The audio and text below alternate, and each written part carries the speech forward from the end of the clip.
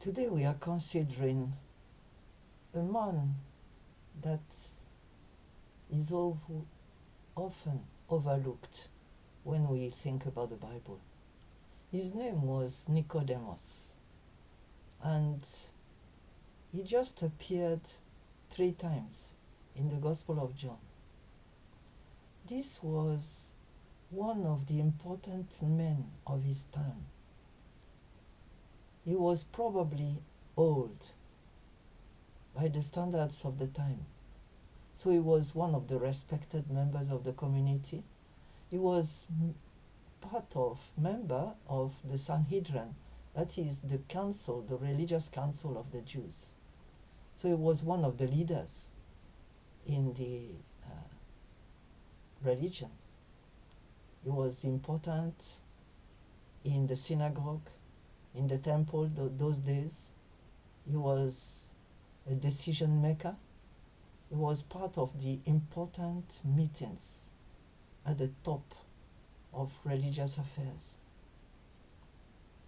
And that man was very honest. So if we were looking at somebody to admire, I think he would qualify. He was respected and respectable. He was conscious of the importance of his contributions to the discussions, to the decisions. And he was also very keen to know the truth and to know more and more. Probably he might have been studying the Torah, that's the Jewish Bible of the time, the first few books of the Bible as we know it now. And he was keen to please God and to serve him and to direct people aright. And when Jesus started his ministry, Nicodemus' attention was attracted to that new preacher. He might, as an older man, have remembered Jesus coming to the temple age 12 at the time of his bar mitzvah, his admission into the adulthood in the temple. Jesus coming and discussing with all of them, those central decision makers, discussing, questioning, contributing. We know that Jesus spent 3 days in the temple that year. It was the first year he came with his parents, the year of his bar mitzvah. We know that he discussed with the Sanhedrin, but we are not privy to the fallout of that, what these people thought about him. They might have even forgotten, but surely Nicodemus didn't. Because one night he sneaked out of the temple and he went to visit Jesus in the house where he was. And this must have been the follow-up to an inquiry, because Jesus had no particular house.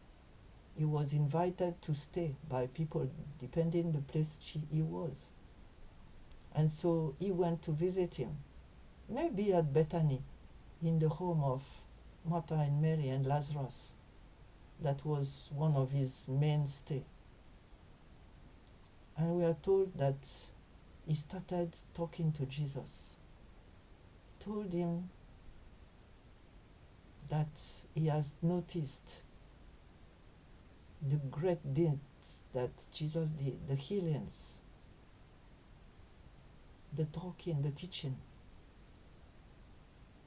He was struck by the personality of Jesus and his authority. And so he just started the discussion with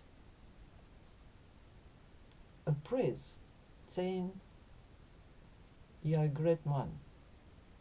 And Jesus knew that behind that facade, Nicodemus was searching for something deeper, and told him, "You must be born again." And that advice, that command has been made now uncountable number of times. to people, and it's still as relevant as it was in the day of Nicodemus. And Nicodemus said, how come? We cannot be born 2 times, do we? And Jesus took time to explain to him. And if you read that passage, you find out that Jesus went to great length to explain not only the need to be born again, but his own mission. It's where he said that he has come to give us life. He presented the whole of his mission to Nicodemus and said, that's why he has come, so that he gives you and I a second birth. And Nicodemus listened intently. Only once he said, how can this be? And Jesus challenged him, said, you are one of the leaders.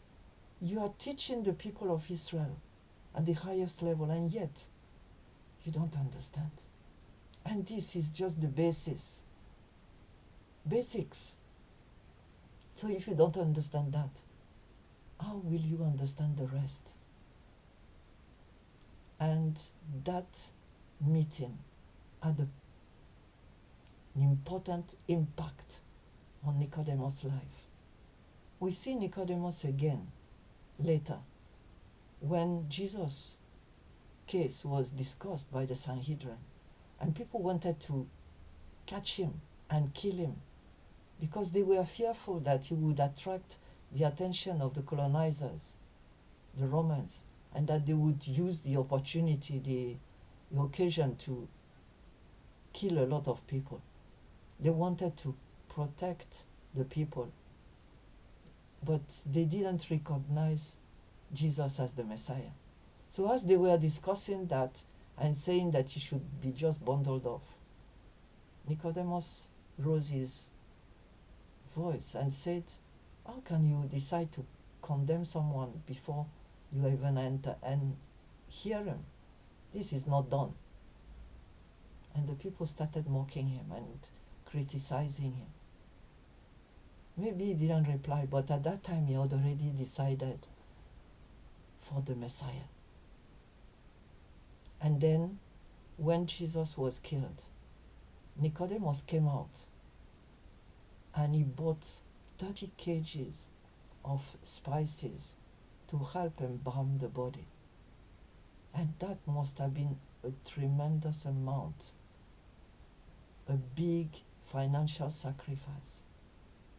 He could not have done much. He was, yes, fearful of his position and all, but he was already decided for Jesus. Not only raising his voice in his favor, but respecting him in death. And he must have been one of the first Christians. Now this is a man we should look at. Many of us are in high positions, in places, either in the civil service or in academia or different places where being a Christian is taboo. You don't talk about it. These people are stupid. Like someone told one of my children, how can your mother be a Christian? She's so intelligent. Yeah, there are so billions and millions of very intelligent Christians. And we thank God for that. We thank you, Lord. Yes. And so, what to do? God didn't ask or expect from Nicodemus that he would call everyone in a meeting and say, just want to know, I'm telling you I'm a Christian. I've come out. No. But there are other ways you can testify. You can raise your voice when the occasion presents itself. You can show your care and your love financially, caring, in different ways to be counted as a Christian. And that's what Nicodemus and many other things I'm inviting you to do. So don't hide.